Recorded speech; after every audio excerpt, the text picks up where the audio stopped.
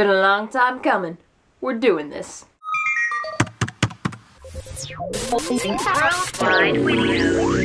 Hello witty people, how are you? So what you could have guessed is this week on Worldwide Videos we are discussing Hogwarts houses. So as you might have guessed, I am very clearly a Gryffindor.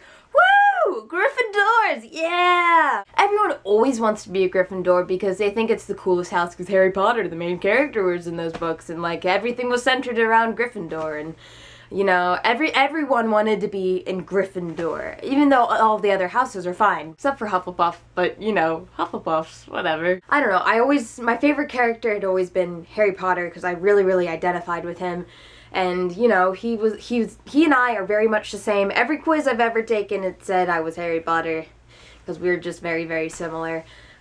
Probably why I identify as Gryffindor. However, I can vouch that I did go through a semi-existential crisis when Pottermore came out, which is basically what happened to everyone else as well. And I'm like, oh yeah, I'm just gonna get sorted, have my Gryffindorness reaffirmed and everything, and I was like, there's no way that I could not be a Gryffindor. Like, come on, I'm very clearly a Gryffindor. I act like a Gryffindor.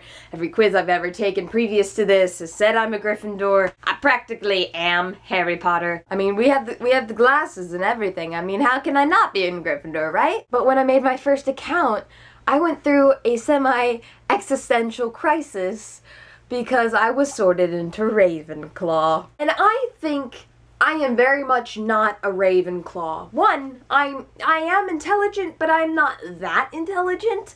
And two, I'm quirky, but I'm not that quirky. You know what I mean? So I talked to like my teachers and everything and all of my friends, and we had this big heated debate as to whether or not I should identify as a Ravenclaw or a Gryffindor. I mean, both have very respectable characteristics, but I really just feel like I'm a Gryffindor at heart, man. And you know, in Pottermore, they don't take into account which house you want to be. They don't ask you blatantly, like, you know how Harry was like, please not Slytherin, not Slytherin. I mean, it doesn't take into account that desire to be in that house, like, what you personally identify as. So there's like this 3-month period of my life where my heart was just not in the right place. And I kind of lost who I was, man.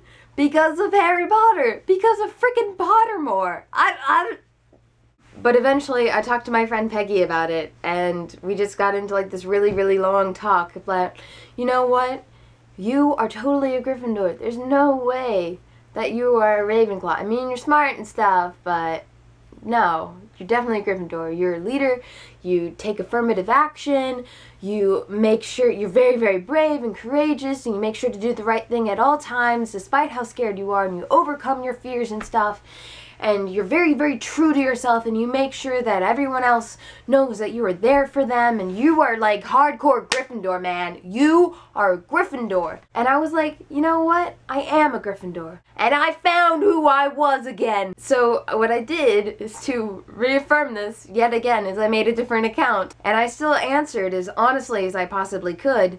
And it sorted me into Gryffindor. I'm like, you could have saved me this existential crisis, and you could have given me back like 3 months of my life, but no.